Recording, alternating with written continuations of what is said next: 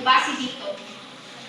Para sa akin, ang bawal na paggamit ng cellphone ay mas maganda para hindi ma-disturbo ang pag-aaral natin o ang pagtutulong ng guro natin.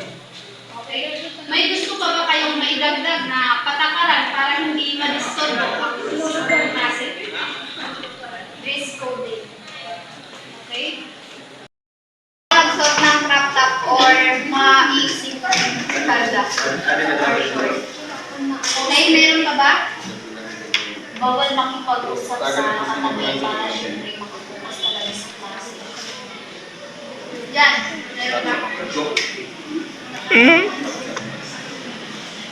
Okay. Sang-ayon ba ang lahat para dyan? Yes. Sang-ayon. Sang-ayon na.